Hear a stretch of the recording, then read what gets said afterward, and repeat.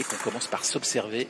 Petit temps d'observation. Ça s'observe. Il faut savoir qu'il y a une règle qui dit que s'il y a une minute qui s'écoule sans qu'une touche ait été portée, on a un carton jaune de passivité. Et a priori, vous allez dire qu'on se dirigeait vers ça, mais non, ça va. Diveroli m'a l'air assez nonchalant, mais on va voir ce que ça va donner. J'ai connu des tireurs qui paraissaient nonchalants sur la piste et qui au final devenaient champions du monde. Par exemple à Cuba, pour la première fois, c'était un certain Fabrice Janet, voilà, et qui avait l'air en plus surpris d'être champion du monde. Je me souviens très très bien. Allez, un partout.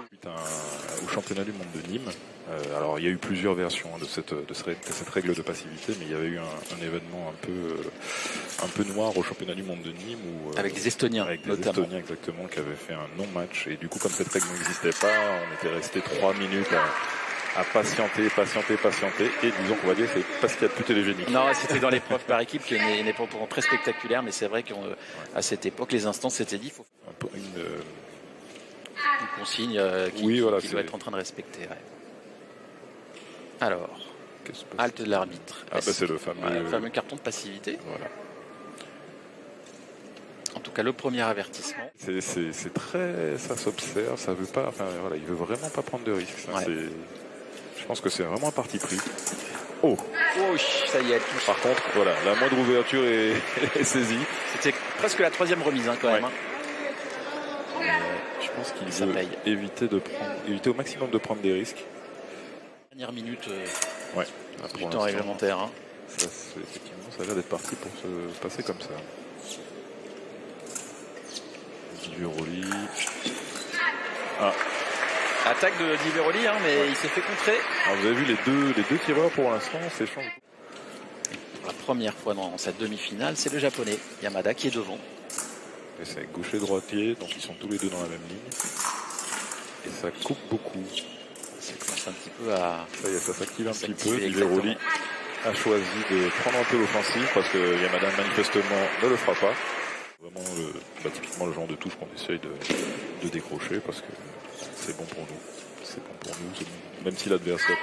Super cette touche à très jolie coupée main-cuisse. Ouais, il vise à la main, on va peut-être le voir au ralenti et il a touché. Le ralenti, c'est reparti tout de suite.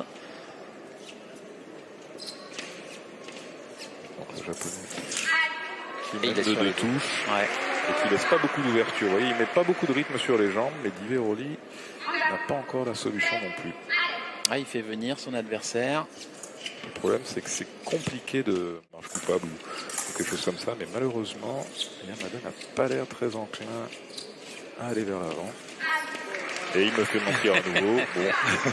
C'est une touche double. Touche 45 secondes encore à disputer avant le terme de ce deuxième tiers-temps. Le match est encore long, rien n'est fait. Même si. Petite sanction de Yamada. Alors c'est fou parce qu'aucun risque, il va vraiment essayer de le sanctionner. Et je pense que le fait justement de ne pas répondre aux préparations de Diveroli, vous voyez, il est complètement insensible à ce qui se passe. Voilà, il essaye simplement d'exploiter la moindre erreur de son adversaire quand il va devoir trop s'engager un peu plus dans la distance pour lui-même essayer d'aller provoquer. Regardez l'Italien qui est très très proche. Hop là. Et il en profite, notre ami japonais. C'est très bien fait. Mais attention parce qu'il a de la ressource quand même, David Diveroli. Et il a un registre de jeu complet. Oui, jeu très complet, il faut pas... Oh là, il passe. Il passe, c'est dommage. Il passe, il était dans le temps. Le japonais était battu, mais malheureusement... Diveroli passe au-dessus de l'épaule. Regardez, le japonais. Il est pas si. En tout cas, l'écart s'est encore creusé. Et ça n'augure rien de bon pour notre ami italien. Petite erreur. Là, il s'est pris un petit fouetté sur l'épaule. Yamada, ça peut faire un petit peu mal, mais rien de grave. C'est ce qu'on appelle dans le jargon un plomb. Oui, un plomb, c'est vrai. Je pense qu'il l'a pris pile poil sur l'os, sur la... Ah oui. Remonter, il va falloir qu'il le bouscule un peu, le japonais. On n'a pas vu de touche au pied encore dans cette demi. Exact. Mais bon, en même temps, le japonais, là, il est vraiment dans une position favorable. Diveroli avec un coupé à la main, réussit à ne pas... Bien connu, vous avez tiré contre le Hongrois. Oui. Et le Hongrois qui menait 14-10, je ne me souviens plus exactement, mais qui mène en finale. De la pause mène 14-10. Et qui se fait battre au final. Sachant qu'en plus, incroyable. Le pauvre Imre, sa première médaille olympique, il l'a faite en 96. À Atlanta, il fait 3e. Et 20 ans après, il est en possibilité d'aller chercher l'or. Je ne sais pas s'il s'en est remis. Ouais, en tout cas, il aura fait quand même un très très beau parcours. Ah oui, une carrière incroyable. Oh, vous voyez le japonais là, il saisit. Et je pense que Diveroli n'a pas la solution, même s'il nous a montré de belles.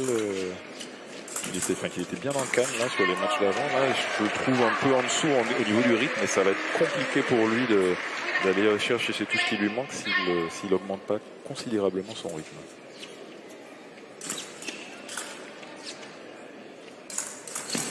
Oh, celle-là est pas loin. Oh, le japonais là, il déroule tout là, il a baissé le rideau là et. Ouais. Oh, celle-là, elle est pliée sur l'épaule et elle n'allume pas parce qu'en fait je pense que la pointe s'est pliée avant, l'épée s'est pliée avant et du coup la pointe n'a pas touché vraiment. Vous voyez il faut pas sortir les deux pieds de cette zone bleue, vous voyez, sinon c'est un point de pénalité. Exactement. La zone des 2 mètres, comme on l'appelle, qui est matérialisée en bleu là sur la piste. Et si le tireur la dépasse des 2 pieds. Et un maximum 2 mètres de large, voilà, vous savez tout. Bon, 45 secondes, 4 touches, c'est pas perdu, mais. Ouais, là, ça va être compliqué. Il reste plus qu'une petite touche. Après, on a malheureusement vu sur le match précédent, avec le match d'Alexandre, il était dans une situation à peu près équivalente et son adversaire a réussi une remontada. Il faut dire qu'Alexandre a eu des matchs difficiles toute la journée. Enfin, c'était toujours très très serré. 15-14 dès son premier match. Et voilà. Victoire de Masaru Yamada, le japonais qu'on retrouvera tout à l'heure en finale. Et on verra s'il va changer de stratégie tout à l'heure. Mais effectivement, là, c'était vraiment la bonne. Ne pas donner de signaux à son adversaire. Le faire venir. Ne pas s'exposer et vraiment exploiter ses erreurs.